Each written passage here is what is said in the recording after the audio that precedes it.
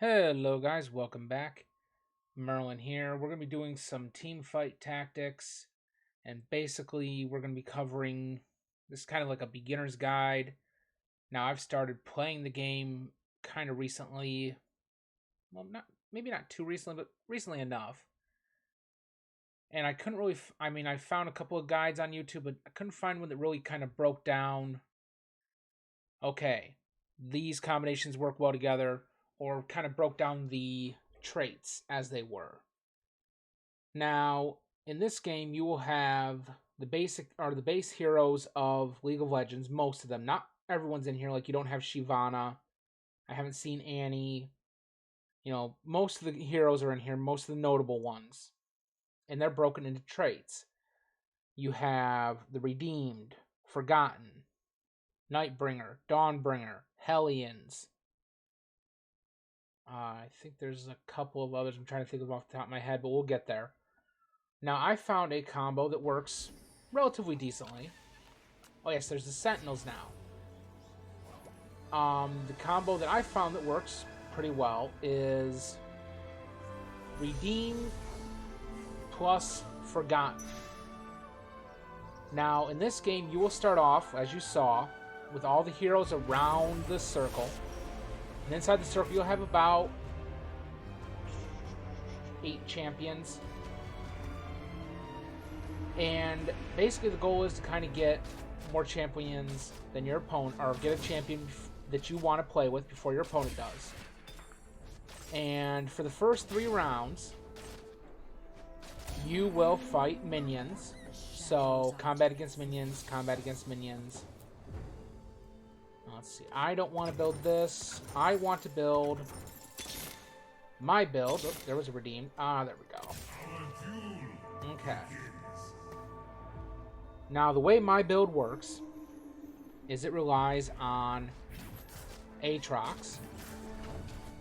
I also use... Well, I plan to get Draven as soon as I can find him anyways. There we go. But basically what you're going to do is each time you level up, that's one more champion you can have him play. And at the end of each round, depending on whether you won or lost, in the first few rounds you don't really get a humongous amount of gold. I mean, if you're lucky and they drop a blue orb, and let's say that blue orb contained 2 or 3 rare champions. Now each one of those champions is worth 3 gold, then yeah, you've made a killing. Let's see, 1 gold, 2 gold, 2 gold. Now that's before the round even ended. So that put me at 10 gold. Now, each champion will have a main trait as well as a kind of sub-trait. Now, on the rare occasion, they will have their main trait plus 2 sub-traits. Now, if you look at Aatrox here, I've got him pulled up. He's a Redeemed plus a Legionnaire. Now, what does that mean? We go over to the Redeemed screen. Now, Redeemed champions have increased armor, magic resist, and ability power. And when they die, the bonuses they had, or that particular unit had, is split between the remaining units that are redeemed. Now, on top of that, we also have the Legionnaire trait off from Aatrox. Now, what does that mean? Legionnaires have bonus attack speed, and they heal for a portion of the damage that they deal with attacks and abilities. Now, if we look at Aatrox here, his main ability, Deathbringer Strike, or his special ability, I should say, we're going to take that. His Death Strike ability, he strikes his target, dealing 260% of his attack damage. That's a total currently of 156. And we're going to grab these real quick. Now, basically what that means is he gets to then heal himself for 200 magic damage. Or 200 based off of his magic. There. Now we have a tier 2 Aatrox. Now, the champions do not level up in the traditional sense. You can take 3 1-star Aatrox to make 1 2-star, which means his attack, all of his stats go up, except for, well, the pertinent stats go up, I should say. So if you look at this guy, His attack speed went up a little bit, all that fun shit. But basically, the best way to get your champions to pull off what they need to do is to build into items, like you would any League of Legends. Now, my Vayne, I believe she's over here, is carrying a Tear of the Goddess. If you were to right-click on that item, it shows you what can be built by taking that Tear of the Goddess and mixing it with something else. And it will highlight what items you have on your bench. And since I have the recurve bow, I just gave her Static Shiv.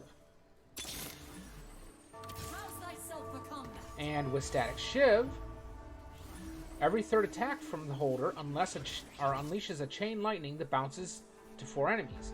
Now, anybody familiar with League of Legends, that should sound very familiar. And because she's an archer subtrait, and so is Varus, I have the first tier of the ranger trait activated, which means they each of those 2 rangers gets plus 80% attack speed.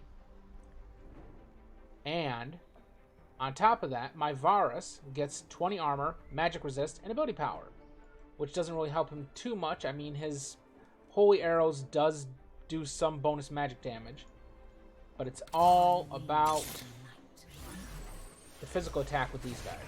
Now, every few rounds, every, I guess, adventure cycle, I'm going to call it, you get a random item. It varies depending on, how it falls in there. And basically, take this Yasuo. It's usually right in the middle of the, I guess, current turn, I guess, is what I'm going to call it, is where the shared draft is. That's where everybody lines up, takes a creature, or champion, however you want to put it. And then after that, it's 2 more battles against opponents. Then you will battle the rocks or the wolves, or you can get, or if you get far enough, you can even battle the herald. I have to focus, but I can't stop smiling. Now, the whole point of this game is to whittle away your opponents, and your opponents will take damage based on how many creatures or how many champions you have left standing. And as the rounds progress, your own little legend, as they're called, will shoot 1 shot to deal an immense amount of damage to your opponent. Now, this is going to be my first video into this subject. This is kind of just like a crash course. As I continue, I'll kind of be touching on the different traits, different combos, how, everything kind of correlates together. If there's, easier ways to do things, what items build into what, how I choose to distribute those items. It all is kind of a goofy breakdown, but it'll all work out. Now, one of the things I want to touch on, as you've seen, I've just put 4 gold into my level. For 4 gold, you buy 4 XP. Now, at the end of each round, regardless if you win or lose that particular match, you get 2 XP automatically. Now, in the lower levels, it's pretty easy to level up. Once you get to level 5, then it becomes kind of taxing. Like right now, I'm level 4. At the end of this match, I'll be level 5, and I'll be throwing out Lux. Either Lux or Hecarim. I don't know. I haven't decided yet. Hecarim's a Cavalier. Now, it's always important when throwing out champions to kind of keep things level. Like, I have 3 redeemed, so I have my redeem trait. I have my archer trait, but I do not have my forgotten trait. No, well, it made the decision for me.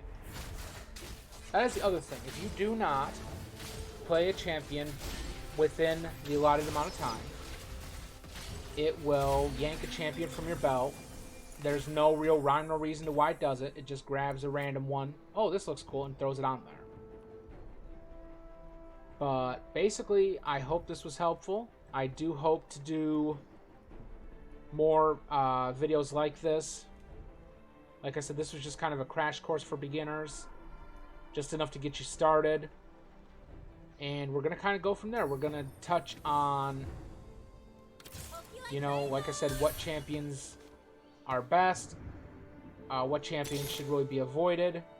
How best to use your gold for those first few rounds. All that fun stuff. Alright, guys. Rock on, and I will see you guys next time.